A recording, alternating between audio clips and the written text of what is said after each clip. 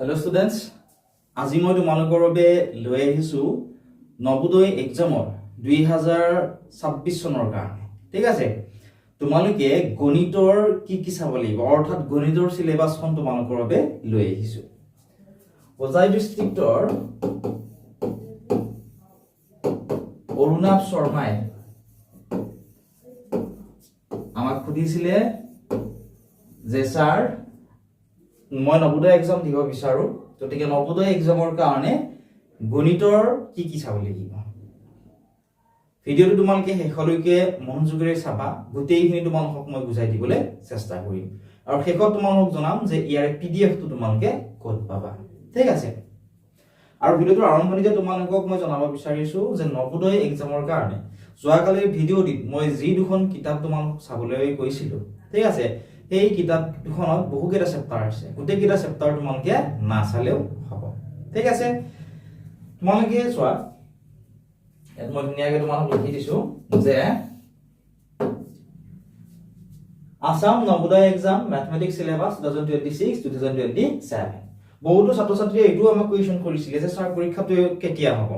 ঠিক আছে, পৰীক্ষাটো তোমালোকৰ হয়তো ডিসেম্বৰ অথবা জানুৱাৰী মাহত হ'ব। ঠিক আছে, ডিসেম্বৰত হলে 2026 ডিসেম্বৰত হ'ব আৰু জানুৱাৰীত হল যদি হয় 2027 আৰম্ভণিতে হ'ব। আগৰছে বুজি পালে। আৰু ইয়াত যিখন মই মেথমেটিক্সৰ সিলেবাস দিছো এখন 2023 চনত প্ৰকাশ পোৱা সিলেবাস অনুসৰি। ঠিক আছে, 2023 চনত এই সিলেবাসখন প্ৰকাশ পাইছিলে। এই সিলেবাসখন ফলো কৰিয়ে 2024 চনত পৰীক্ষা অনুষ্ঠিত কৰা হৈছিল, 2025 চনত অনুষ্ঠিত কৰা হৈছে। ঠিক আছে, এই সিলেবাসখনৰ মতে। গতিকে চোৱা, আৰু বহুতো ছাত্ৰ ছাত্ৰী সুধিছিলে যে স্যাৰ আমি প্ৰত্যেকটো সিলেবাসখনত থকা যিকেইটা চেপ্টাৰ আছে, ঠিক আছে, এই চেপ্টাৰ কেইটাৰ পৰা কিমান নম্বৰ আহিব পাৰে। এতিয়া চোৱা, নিৰ্দিষ্টকৈ দিয়া নাথাকে যে প্ৰত্যেক কোনটো চেপ্টাৰৰ পৰা বা কোনটো অধ্যায়ৰ পৰা কিমান নম্বৰ আহিব, কিন্তু তোমালোকৰ গণিতত কিমান নম্বৰ থাকে, 25 নম্বৰ থাকে, আৰু 25 নম্বৰৰ কাৰণে তোমালোকৰ টোটেল 20টা কুৱেশ্যন গণিতৰ দিয়ে। ঠিক আছে, গতিকে চোৱা, ইয়াৰ বাবে তোমালোকে চাব লাগিব প্ৰথমতে সংখ্যা আৰু সংখ্যাৰ প্ৰণালী, নাম্বাৰছ এণ্ড নাম্বাৰ সিস্টেম, এটা তোমালোকে চাব লাগিব। এতিয়া তোমালোকক মই যে ক'লো 20টা কুৱেশ্যন আহিব, 25 নম্বৰ থাকিব, কোনটো চেপ্টাৰৰ পৰা কিমান নম্বৰ আহিব।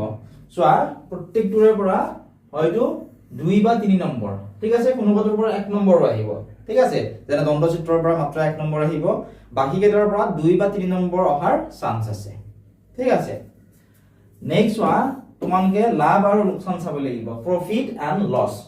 ঠিক আছে, আৰু বহুতো ছাত্ৰ ছাত্ৰীয়ে আমাক সোধে যে স্যাৰ পাৰ্চেন্টেজৰ কুৱেশ্যন দেখোন আমাক নাহে পৰীক্ষাত, কিন্তু যিকেইখন কিতাপ আছে নবোদয় এক্সামৰ কাৰণে, যিখন কিতাপ মই তোমালোকক কিনিবলৈ কৈছিলো আগৰ ভিডিঅ'টো, ঠিক আছে, বা হোৱাটছআপতো বহুত ষ্টুডেণ্টে আমাক মেছেজ কৰে, আমি তেওঁলোকক জনাইছো যে সেই কিতাপ কেইখনত তোমালোকৰ শতাংশ উলিওৱা ধুনীয়াকৈ তাত দি থোৱা আছে, কিন্তু পৰীক্ষাত যদি আমি ভালদৰে চাওঁ শতাংশ তোমালোকক উলিয়াবলৈ নিদিয়ে, তোমালোকক প্ৰফিট এণ্ড লছ কেৱল লাভ আৰু লোকচানটোহে উলিয়াবলৈ দিয়ে।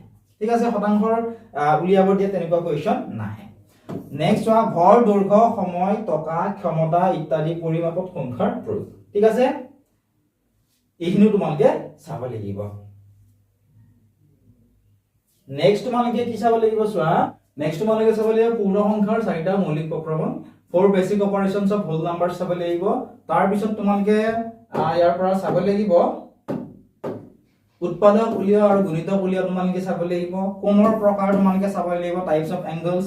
নেক্সট তোমালোকে চাব লাগিব দণ্ডচিত্ৰ, 2025 চনতো হৈছিলে বাৰ গ্ৰাফৰ ৰিলেটেড কুৱেশ্যন। ঠিক আছে, দণ্ডচিত্ৰ তোমালোকে চাব লাগিব।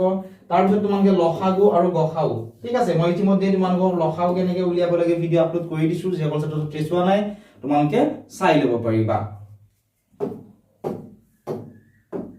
নেক্সট তোমালোকে আৰু কি চাব লাগিব, চোৱা, তোমালোকে চাব লাগিব ভগ্নাংশ।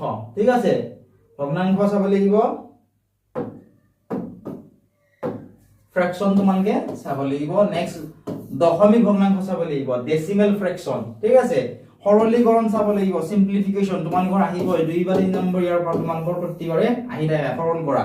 ঠিক আছে, একেবাৰে তোমালোকে মিছ নকৰিবা।